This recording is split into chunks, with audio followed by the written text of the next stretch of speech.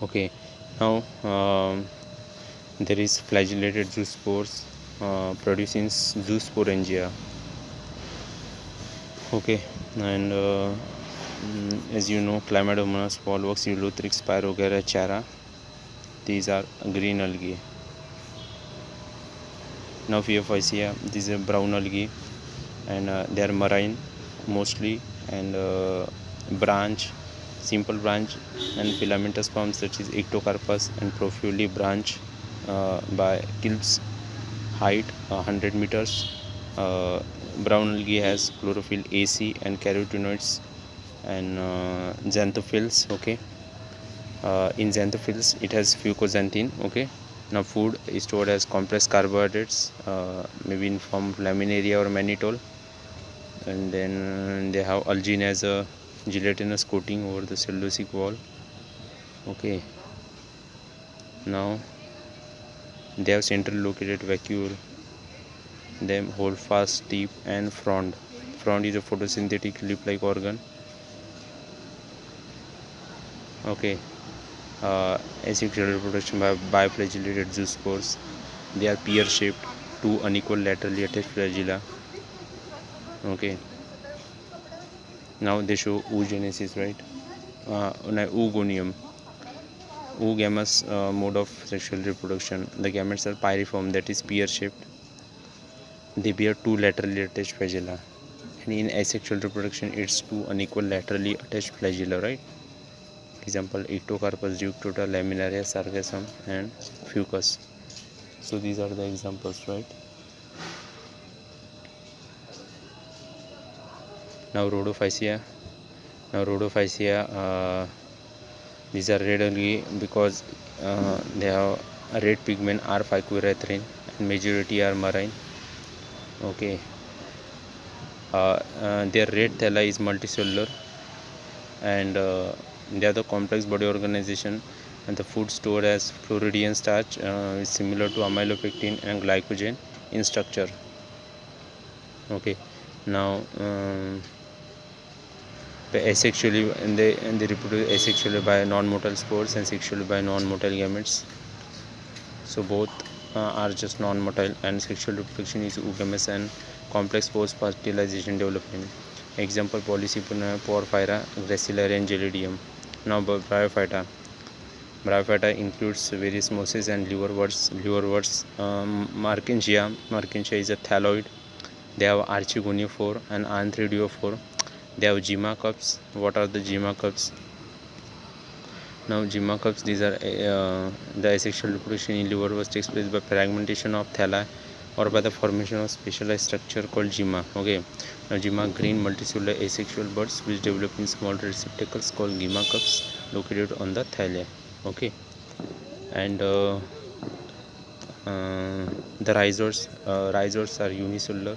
This kind of root-like structures, stem-like structures, and leaf-like structures present in bryophytes not true. And rhizoids are unicellular in liverworts and multicellular in mosses. Now talking about mosses, example: Funaria, sphagnum, and polytrichum. Examples are Funaria, polytrichum, and sphagnum. Okay, now in sphagnum you see the gametophyte, then in Funaria there is gametophyte. Over that it is a sporophyte. Okay, that has food, seta, and capsule.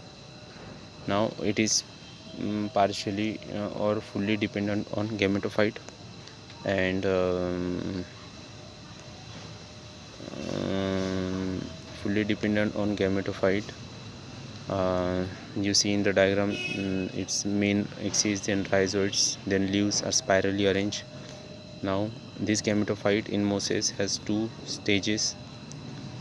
That is first gametophytic stage is the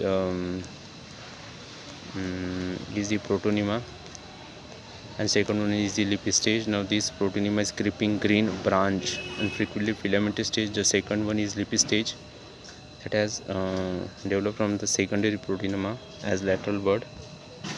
These are upright, slender, axis bearing spirally arranged leaves, as you see in the diagram.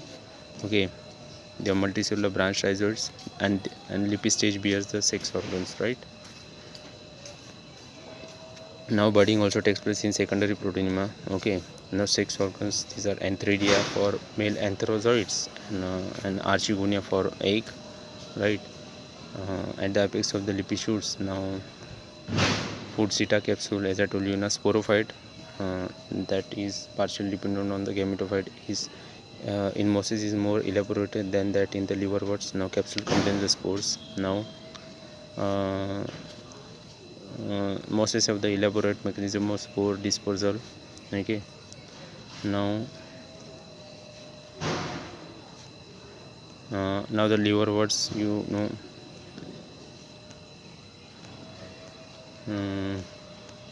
what about the liverworts? Okay, like they have the free living gametophytes. Okay, and the bryophytes are divided into liverworts and mosses, right? There is sphagnum, a species of sphagnum. Sphagnum is genera. Moss provide peat that have long been used as fuel and as packing material for transshipment of living materials. So because of their holding capacity to water, right? Now mosses, lichens, they first organisms to colonize rocks, and these are great ecological importance. So economic importance is less of bryophytes, though mosses act as food, right? So this is, and dense mats are also formed so that reduce the impact of falling rain and soil erosions. So these are the mosses and liverworts. These are the bryophytes. Now pteridophytes, so include hostels and ferns. These are medical purpose and soil binders. Okay, the first terrestrial plants to possess vascular tissues, that is xylem and phloem. And the dominant phase in the life cycle is the gametophytic plant body in bryophytes. However, in pteridophytes, the main plant body is a sporophyte, so it's exactly opposite, which is differentiated into true root, stem, and leaves are found. These are vascular tissue also found. Possess well developed vascular tissues which are absent in bryophyte, and leaves in pteridophyte. These are small macrophyll as in selaginella, and large macrophyll. The leaves are large in ferns, as for small as for selaginella. Then sporophytes bear sporangia. They are subtained by leaf-like appendage like sporophylls. Now these sporophylls can be compact, distinct structures. These are strobili and cones found in equisetum and selaginella, right? Now these spores germinate to give rise to inconspicuous small but multicellular free living, mostly photosynthetic thalloid gametophytes. These are prothallus. Now these requires some restricted requirements, right? And this is why the spread is very narrow. And there is antheridia, archigonia. These are male and female sex organs, and water is required for transfer of antherozoids, the male gametes. Okay, and then there is fusion. In the archigonium and zygote formation, then produces multicellular well differentiated sporophyte, now which is the dominant phase of pteridophytes. Now majority of pteridophytes, all the spores are similar kinds, so these are the homospores, right? But the genera like selaginella and salinella, they produce two kinds of spores, that is macro, that is large, and micro, that is small spores, are known as heterosporous. So megaspores and macrospores germinate to give rise to male and female gametophyte respectively. Okay, and then but the female gametophyte in these plants are written on the parent sporophytes for variable periods.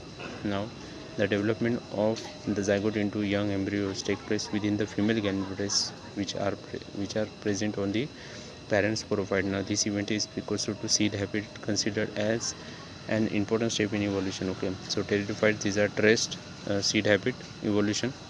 Pteridophytes has four classes, that is Coelopsida, that is Coelotum, and then Lycopsida, Selaginella, and Lycopodium. Phenopsida, that is Equisetum, Pteropsida, Diopteris, Pteris, and Adantum. Remember Lycopsida, Selaginella, Phenopsida, Equisetum. Now Gymnosperm.